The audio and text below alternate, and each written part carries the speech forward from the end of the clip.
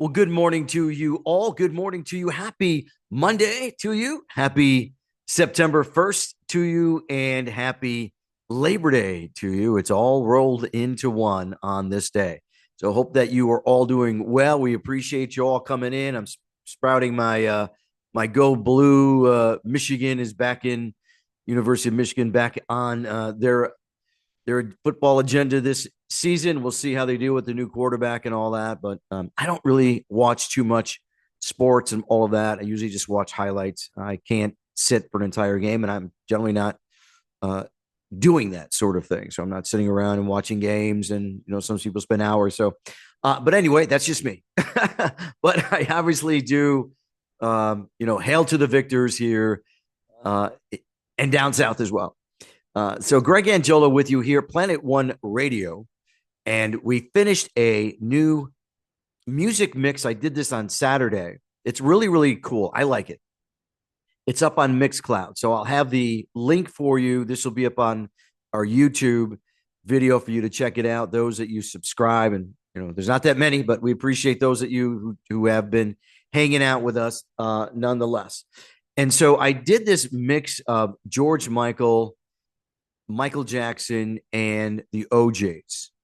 It's nothing like, earth shattering, but it's pretty good. There is two songs on there that I mixed of George Michael that I've never heard before. So I found those out there and I put those together, and it's really good. I mean, Michael or George Michael to me was a amazing singer, had an amazing voice. A lot of it was, I think that he didn't really showcase as much as his broad vocal talent that he had. Obviously, he was in pop music and then started to get more into different stuff. But a lot that we missed today from him from not being here in his music. So anyway, so what else is going on? So we want you to go to Mixcloud and check it out.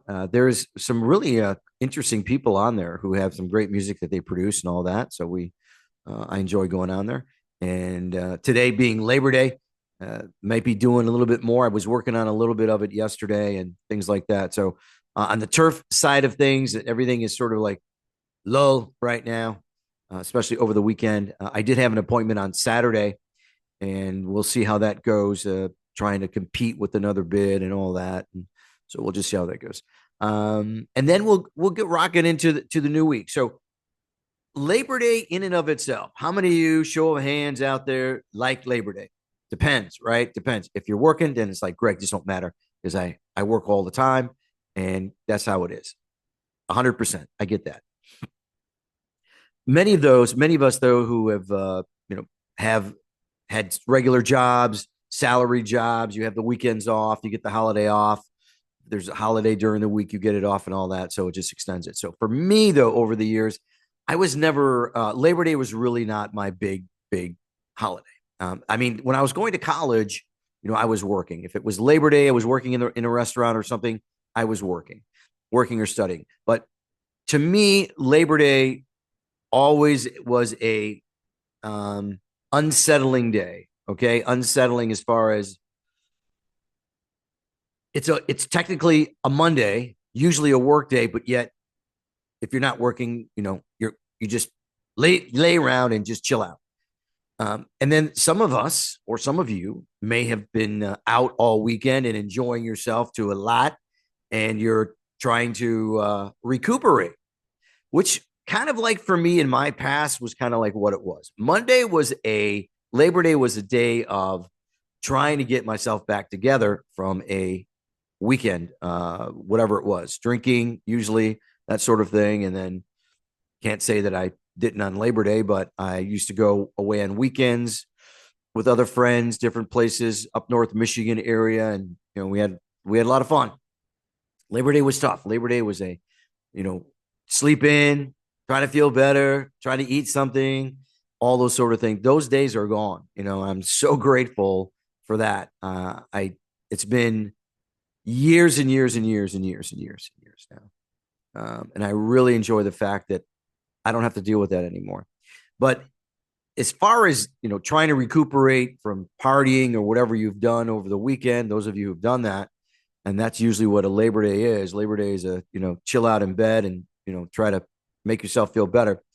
But others are out doing stuff, right? There's a lot of things you can do on a Labor Day. A lot of things are open. It's not like it's Thanksgiving or it's Christmas Day. And of course, Christmas Day, a lot of places are open anyway. But it is, to me, it's always been sort of like that oddity of a holiday. It's like if it was a Monday and you weren't feeling good, say you were just sick from the weekend, regardless if you actually had a cold or a flu or something, you'd probably call in. A lot of people call in on a Monday, regardless that it's not a Labor Day holiday. People will still call in. Companies that I worked for in the past, Mondays were who's not coming in, right? Who's not coming in because they had a really long weekend and they wanted to have an extra day. So a lot of employers don't put up with that stuff anymore. Back in the day, you just, okay, we'll see you the next day. It all depends. I mean, if you're in sales, it's up to you, because if you're not working and you should be working, then you're not making money, right? I mean, I could be out trying to do some stuff today, but um, I do have an appointment coming up this week, and I have two proposals that I'm working on to try to get out. I don't want to get them out today because I want to respect other people who are on the other side. I know people are enjoying their holiday, and I wouldn't send out a proposal like on a Thanksgiving or Christmas Eve, that sort of thing, or holidays. To me, is try to be respectful in this business. So I mean, I could put it together, but then they're just gonna, oh, someone's sending me an email. Why am I getting this today? A lot of people don't want to be bothered on Labor Day. And if you're in school, right, this is always that day, your last day to try to like have some freedom. How many times do you sit around and saying, okay, what time is it? It's 9 a.m. and I already got like 12 hours and school starts tomorrow and I got to go back. But many kids right now, especially in college, they're already there. They're already in their rooms, they're in their dorms, they're getting their classes, they're getting their books. I remember trying to get all of my books when my undergrad that I did at University of Detroit. So I had, go down and register for my classes and then see how much I had to spend for books. There's a lot of money for books, man. A lot of money for books. And that was it. So my classes when I was my undergrad always started after Labor Day, as well as when I was at Michigan in my master's degree. That was, I mean, the master's was much different. It was, you weren't really pressed for, I mean, you had to do the work, you had to show up. My master's was 30 credit hours for that.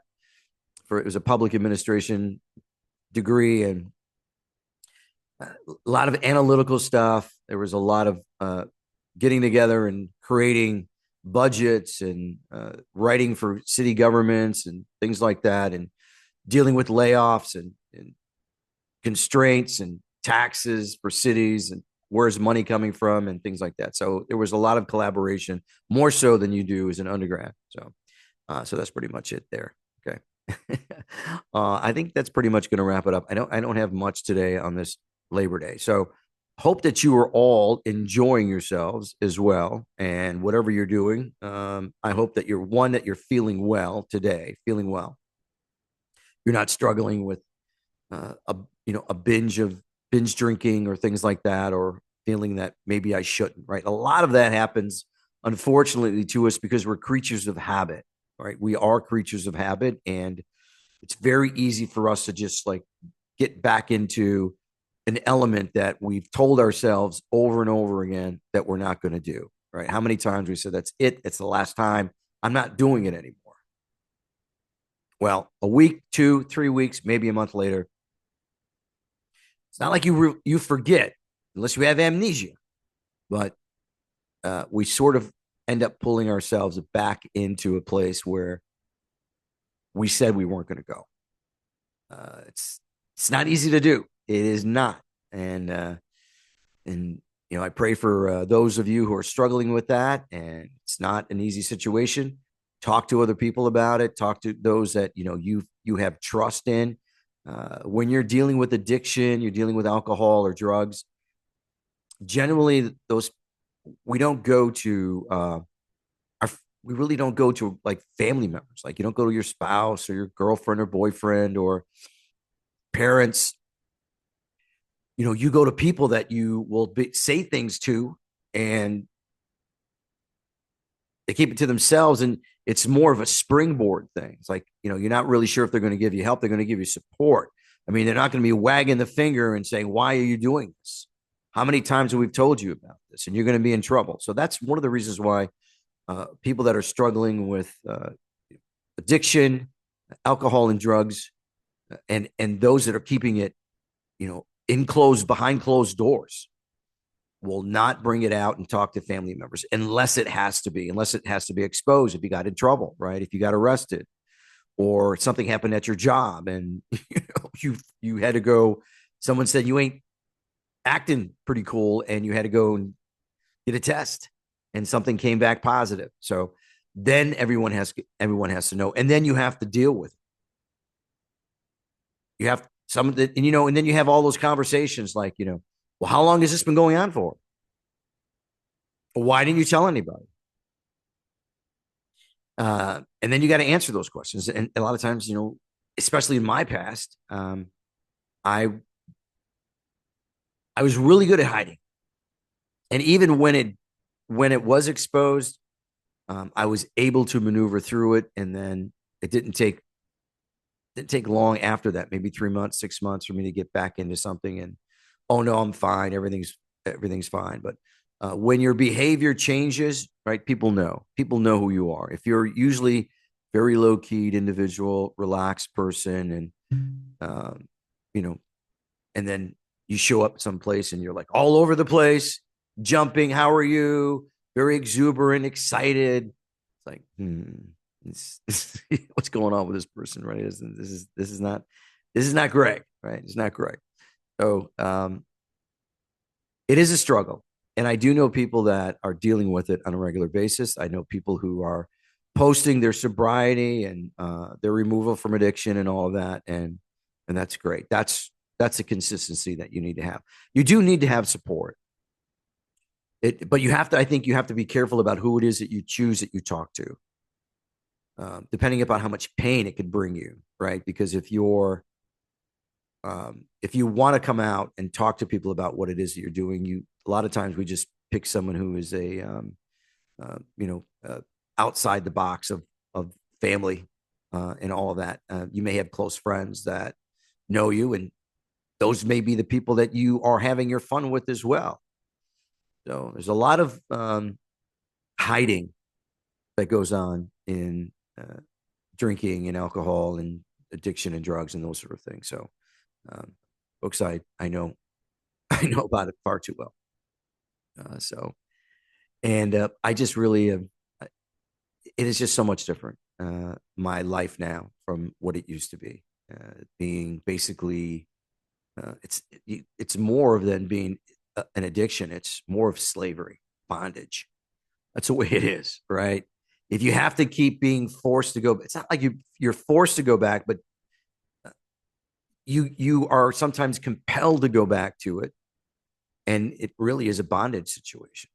And so I've said this on other mindset motivation calls I've done in the past. I've done some videos about it, that when I've spoken to other people, especially with smoking, right? Smoking is very, very difficult to quit. And I'm on 25 years now. When I turned 40, or maybe not 25 now. What am I, 23? So no, 63. So 23 years ago, I quit. So, but I didn't want it anymore. That was the mindset that I had. That was it. I was dead. It was dead to me. I didn't want to I didn't want to put another one in my mouth. I didn't want to smell it. I didn't want to see an ashtray. I didn't want to see any of that stuff.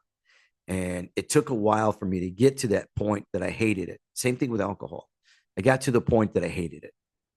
And that's kind of like the way that you may have to look at it, to say that, do you hate it because of how others see you, or do you hate it because of how it makes you feel, or to the fact that you just can't let go, right? That's a tough one to try to figure that one out. because that takes struggle, that takes time. There's a lot of pain that goes into that as well. And so, um, all I can do is just, say to you, to encourage you, is to, one, if you have any of that stuff in your home, you got to get rid of it. If it's not there, you're probably not going to be doing it. That's one of the first things that we talk to people in recovery, is that you have to basically change everything. You have to change, if you got stuff in your cupboard, stuff in your fridge, you have things hidden. Many people who are addicted to either alcohol or drugs, there is some of it somewhere, and they have their hiding places, right? You have your hiding places where people just can't see where it is. So um, you got to be true to yourself and just get rid of it, empty it out. Now, I've done that before. Okay. But it didn't take long for me to go back out somewhere, go to the store. If I'm shopping, like, okay, maybe I'll just get one of these little small ones, one of those little small bottles, and see how that goes. And then later on, it's go get a bigger size. And then, well, I'm not going to do this anymore. Maybe I'll just have this. And it's okay if I just have a glass of wine. So, if you're not a person who can say no with one or two and that's it, then, like myself, then we just don't do it. We don't have it in the home. We don't. I don't go down those aisles. It's not like, if I do, it's not like, a pain or hurt or, oh my goodness, I'm going down the alcohol aisle. I'm going down the beer and wine aisle. No, I don't forget about those things. Because I don't really think about it. I don't think about it. The only time I'm thinking about it right now is on this video with you. um, and I don't. It doesn't really enter my mind. Why? Is because I hate it. I hate it. It's like the sin in your life you have to hate to stop and to get rid of it. That's how I look at it. And it's not easy, as I said. So hopefully on this day in Labor Day that you are enjoying yourself. You're not recuperating, as I said earlier. So I'm going to wrap this one up today. And I appreciate you all. We'll see what this month brings. I think there's going to be, I'm always going through some sort of a transition that is going on. We all go through transitions, even it's month to month. We are going through a transition. Things happen that we don't even know. Loved ones lose loved ones, get a phone call, illness you're not expecting, anything can happen, and then your circumstance changes, and then you have to go through, and you have to pivot, and then you go through um, another change. Either just emotional change, whatever it may be. We don't have a crystal ball to tell us what is going to be coming down the road, other than the fact that we can look at a calendar and we can put stuff in it. It doesn't mean that something else is going to end up being in there that we didn't put in. Happens all the time. So if you clear out your closet of things that you shouldn't have in there, the calendar might look much better. All right. So we will talk to y'all soon. If you want to talk to me about this, and if someone that, if you know me, maybe you don't, and you're watching this and it's like, you want to have a conversation, feel free to reach out, and you can send me a message through on the YouTube or through Facebook, and we appreciate you. All right. Greg Angello, Planet One Radio. And we'll be putting up some more stuff on Mixcloud pretty soon. We'll talk to you soon. Have a great day. Take care. Love you all.